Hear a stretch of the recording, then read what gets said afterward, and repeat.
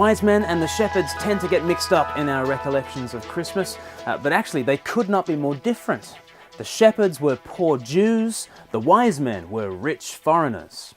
For the shepherds, the birth of Christ was a bolt from the blue as they went about their ordinary business.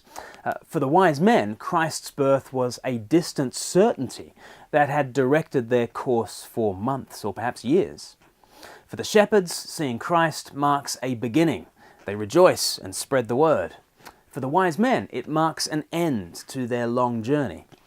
Yet for both the lowborn and the highborn, for those with nothing to give and those with everything, for Jew and Gentile, for the expectant and the surprised, Christ's birth proves to be the fulfillment of all their hopes. In Jesus, Jew and Gentile, rich and poor, learned and common meet.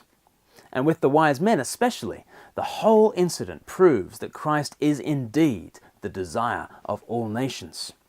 His birth, Christ's birth, is not a parochial event for the tribe of Judah. It is truly global. Here is a baby to unite, redeem, and rule the world.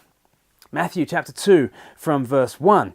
After Jesus was born in Bethlehem in Judea, during the time of King Herod, magi from the east came to Jerusalem and asked, "Where is the one who has been born King of the Jews? We saw his star in the east and have come to worship him."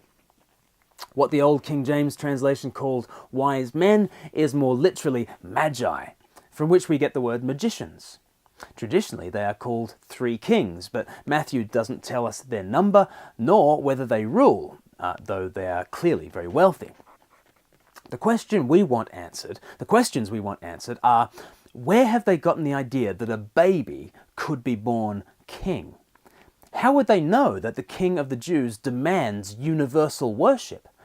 And what is their view of the created world, such that stars preach to them the birth of a universal king?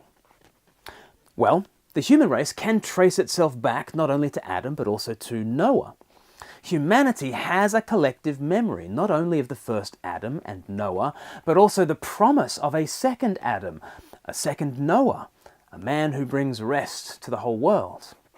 The Jews prophesied that their coming king would rule the nations. That's what Genesis 49 verse 10 says. And Numbers 24 verse 17 says that the stars will proclaim his coming. Even the nations knew that this Jewish God was the Lord of all. See, for instance, Joshua chapter 2. And when the Israelites went into exile, the Babylonians, the Persians, the Medes, the Greeks, they all came to hear about this promised one. See, for instance, the book of Daniel, where the prophecies of the Hebrews was coming up against the empires of the Persians, the Medes, the Babylonians. They're all learning about this Jewish ruler who would be for the whole world.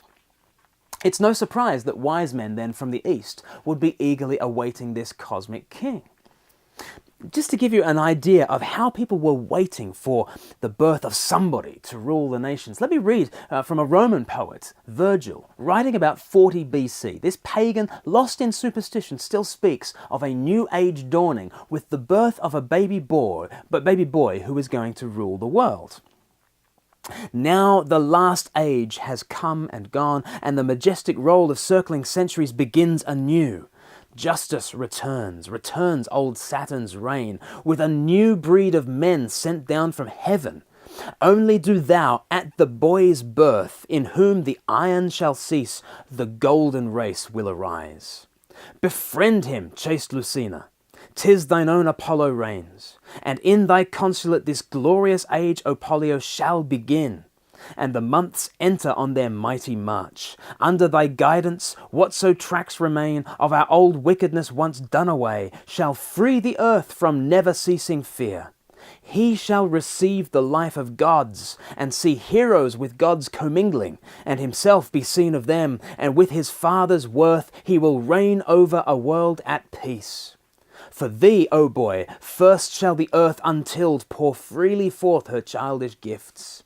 He goes on and says, the serpent too shall die.